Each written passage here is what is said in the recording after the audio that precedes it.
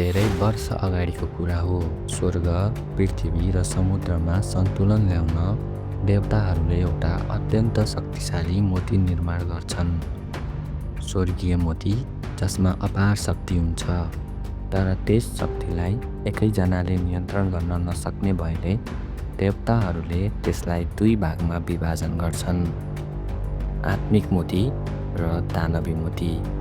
आत्मिक मोतीबाट शान्ति, न्याय र सद्गुणको प्रतीक जन्मिनेछ, तर दानवी मोती त्यो त अन्धकार, क्रोध र विनाशको स्रोत बन्नेछ। मास्टर ताई जेन रेनलाई आत्मिक मोतीबाट एक वीर नायक जन्माउने जिम्मा दिइन्छ, तर भाग्यलाई केही अर्कै मन दियो।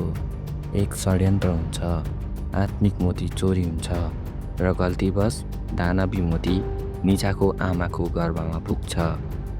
जब निजा जन्मिन्छ, आकाशमा अन्धकार छाउँछ।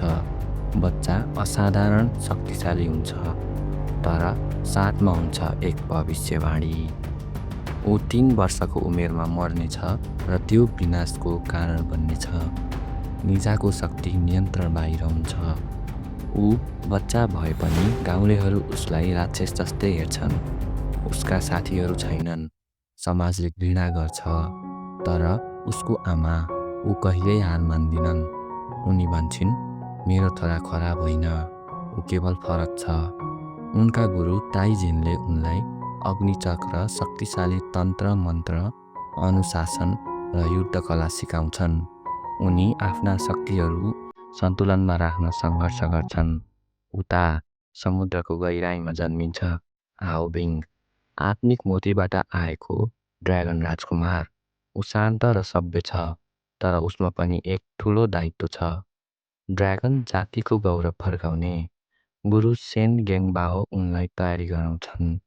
नेजा र आओबिङ एकअर्कासँग भेट्छन्, मित्रता गाँस्छन्, तर आफ्नो वास्तविकता थाहा पाएपछि टकराव सुरु हुन्छ। नेजाको जन्मदिन र शक्तिको उपहार। तेस्रो जन्मदिनमा गुरु ताइजेनले नयाँ शक्तिशाली कवच र उपहार दिन्छन्, तर नेजा अन्धकार शक्ति सम्हाल्न असमर्थ छन्। ड्र्यागन पक्षको हमला। योजना ड्र्यागन किङ र सुरु सेन गेङबाओले नेजालाई महान बनाउँछन्। आओबिङ दुविधामा पर्छन्। नेजा बनाम आओबिङ, महायुद्ध सुरु। बरफ र आगोको युद्ध। आओबिङले बरफ ड्र्यागन बोलाउँछन्, नेजाले आगो शक्तिको प्रयोग गर्छन्। आकाश र समुद्र बीच भयानक टक्कर हुन्छ। अन्धकार शक्तिद्वारा हमला, अव्यवस्थित शक्ति सक्रिय हुन्छ। अन्धकार शक्ति दुवैलाई हेर्छ, संसार ध्वंसको नजिक पुग्छ। बलिदान र पुनर्जन्म। नेजा र आओबिङ मिलेर अव्यवस्थित ऊर्जा नियन्त्रण गर्छन्। उनीहरू बलिदान दिन्छन्, शरीर नष्ट हुन्छ तर आत्मा बचाउँछ। नेजा जन्मिँदा राक्षस थिए, तर नायक बने। सन्देश: भाग्यले होइन, निर्णयले तिमी को हौ भनेर बताउँछ। नेजा केवल एनिमेटेड चलचित्र होइन, यो मित्रता, आत्मा स्वीकृति र विद्रोहको कथा हो। भिडियो मन पर्यो भने लाइक, सेयर र सब्स्क्राइब गर्न नबिर्सिनुहोस्।